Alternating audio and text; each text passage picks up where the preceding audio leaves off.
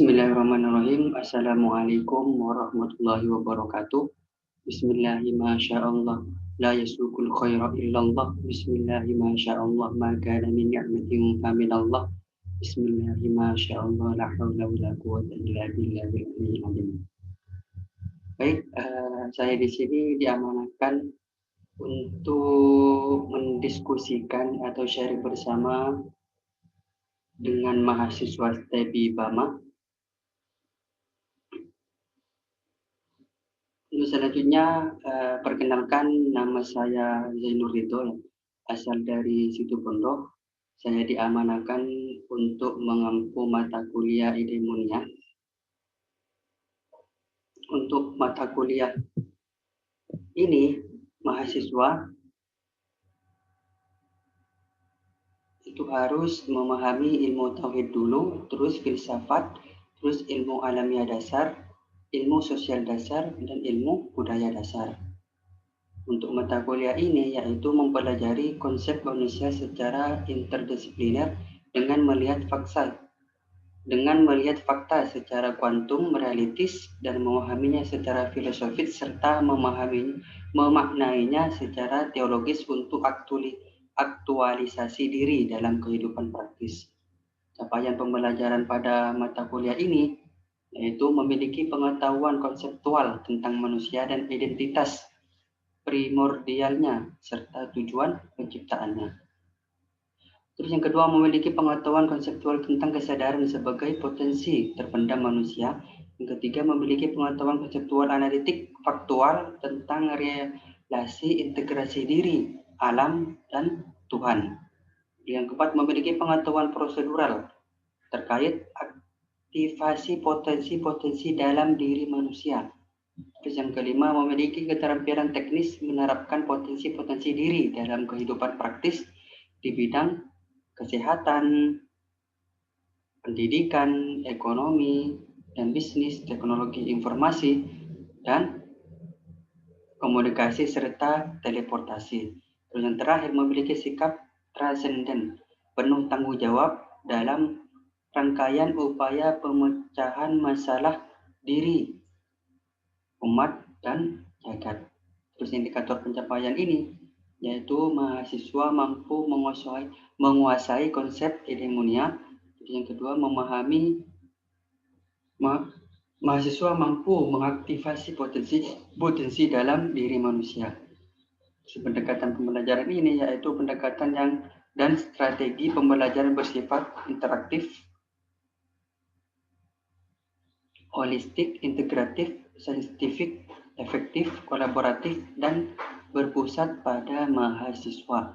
Metode pembelajaran yang digunakan yakni diskusi, simulasi, dan pembelajaran berbasis masalah yang diterapkan dalam bentuk kuliah, tutorial, dan praktikum. Untuk referensi utama, kami menggunakan buku ini Idemonia yang dikarang oleh Bapak Pakuwinata. Ini buku Idemonia yaitu Kenalilah Dirimu, yaitu sebuah pencarian diri serta interdisipliner dengan melihat fakta secara kuantum realistis dan memahaminya secara filosofis serta memaknainya secara teologis untuk aktualisasi diri dalam kehidupan praktis. Idemonia ini yaitu kebahagiaan hidup dicapai dengan pemahaman akan diri. Memahami diri berarti memahami keutamaan dan kekuatan diri. Terus memahami orang lain adalah kebaikan, memahami diri sendiri adalah pencerahan. Dari beberapa pendapat yaitu kehidupan ini hanya menambah makna. Terus apa itu idemonia? Idemonia itu adalah kehidupan yang dapat dicapai melalui keutamaan dan kekuatan karakter manusia. Aristoteles menyuratkan bahwa pemahaman terhadap diri sendiri merupakan syarat dari pencapaian kehidupan itu. Memahami diri sendiri berarti memahami keutamaan dan kekuatan manusia.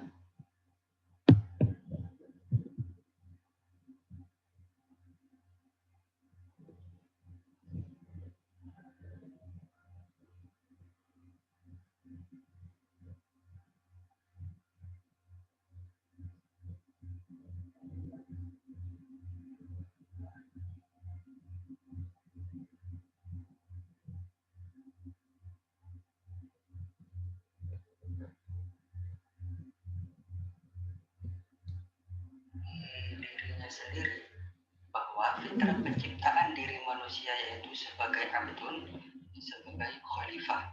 Wa ma khalaqtul jinna wal insa illa liya'budun. Dan aku tidak menciptakan jin dan manusia melainkan supaya mereka mengabdi kepadaku. Wa idz qala rabbuka lil malaikati inni ja'ilun fil ardi khalifah. Ingatlah ketika Tuhanmu berfirman kepada para malaikat, sesungguhnya aku hendak menjadikan seorang khalifah di muka bumi. Bahwasanya fitrah penciptaan diri manusia yaitu sebagai abdun.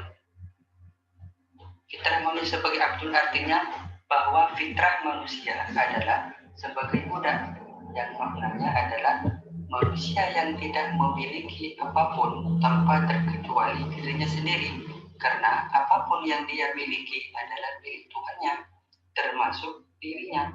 Dalam konteks teologis, fitrah manusia adalah sebagai budak Tuhan yang tidak memiliki apapun termasuk dirinya dan kehidupannya. Jadi fitrah manusia adalah sebuah ketiadaan. Untuk menyadarkan bahwa fitrah penciptaan diri manusia yaitu ada tiga. Yang pertama yaitu iman, Islam, dan ihsan. Untuk iman yaitu rukun iman, yaitu tasdikun bil janani wa iqraru bil lisani wa amalu bil arkani. Rukun iman adalah segenap kebenaran dan realitas fundamental yang harus diimani dan diketahui, diyakini secara mental, lebih tepatnya pada segenap realitas ketuhanan dan kosmis berikut padanannya dalam jagat raya diri manusia.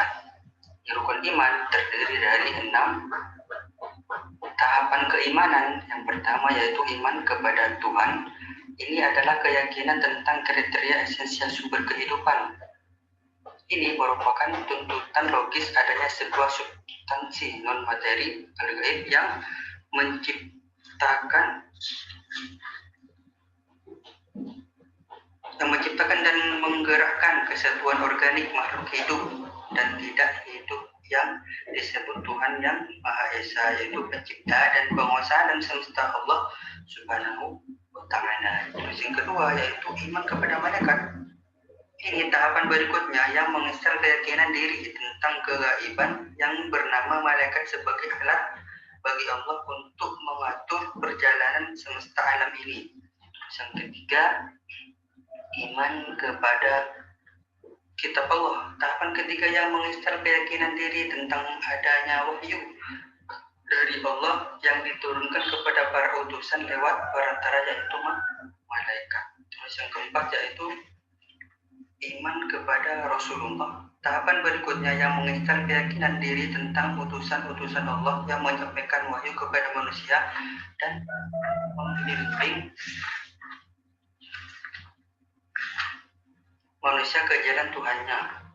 Terus yang kelima, iman kepada hari akhir.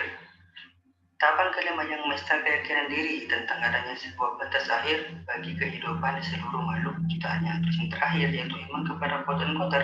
Tahap ini terakhir yang menginstal keyakinan diri tentang ketuhanan atau ketetapan ilahi bagi segala sesuatu yang ada di dalam semesta, keyakinan bahwa segala sesuatu yang terjadi di alam ini semuanya tidak lepas dari takdir atau ketentuan Allah sebagai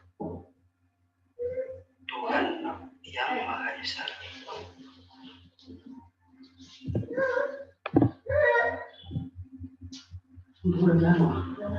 Terus rukun Islam, bahwasanya Islam itu al-wudu'u wal inqiyadu lima ja'a bihi Rasul. Rukun Islam adalah segenap tindak ketundukan dan kepasrahan kepada kehendak ilahi dan karena juga kepada dominan syariah hukum Tuhan dalam Islam atau dimensi-dimensi moral dan etis legal yang menentukan hierarki nilai dari segenap tindakan dan tujuan manusia. Di dalam Islam sini ada lima program. Yang pertama yaitu syahadat, yang kedua sholat dan puasa, haji. Ini tidak perlu dijelaskan karena mahasiswa paham. Ketiga yaitu ihsan. Ihsan merupakan pengalaman Islam dan perwujudan iman kepada tataran terbaiknya, yaitu ihsan itu anta'budallaha ka'annaka tarahu fa illam takun tarahu fa innahu yarak. Khalifah yaitu sebagai power, energi dan kreativitas. Khalifah ataupun yang menjadi wakil Allah, Tuhan pencipta alam di muka bumi, merupakan fitrah diri yang menegaskan bahwa manusia adalah co-kreator, yaitu sang wakil sang maha pencipta di muka bumi.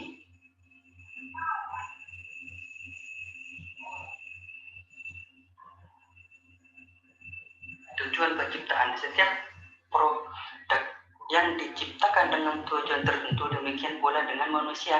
Wa idh qala rabbuka lil malaikati inni ja'ilun fil ardi khalifah qalu ataj'alu fiha man yufsidu fiha wa yasfiku dima'a wa nusabbihu bihamdika wa nuqaddisu lak fa innahu. Ini ada di surah Al-Baqarah.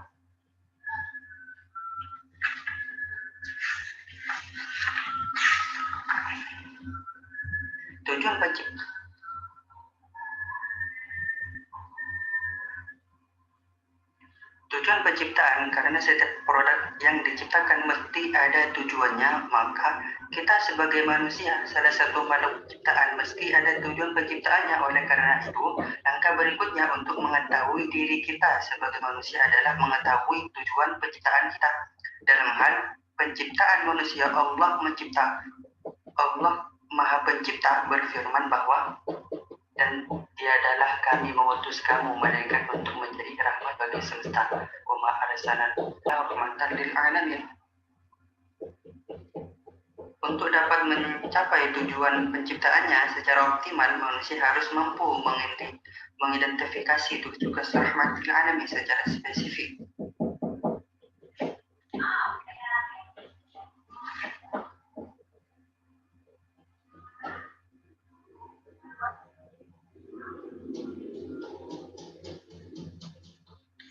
Pada ayat tersebut bahwasanya para malaikat yang meragukan kita kepada Allah menunjukkan kita sebagai khalifah di muka bumi, sebagai yang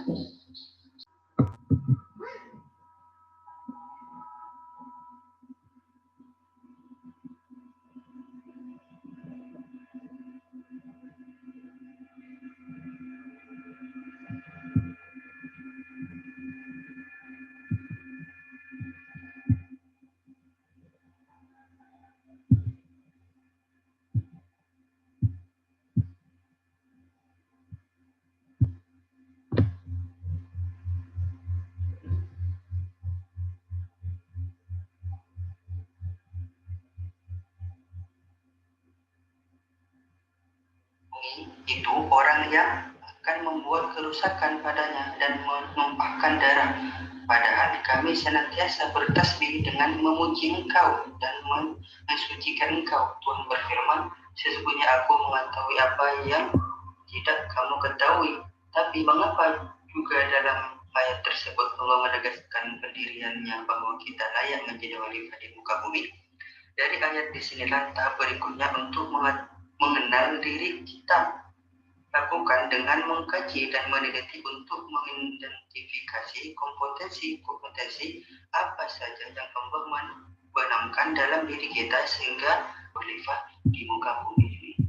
Mungkin hanya itu dari saya, kurang lebihnya mohon maaf. Akhirul kalam, Assalamualaikum warahmatullahi wabarakatuh.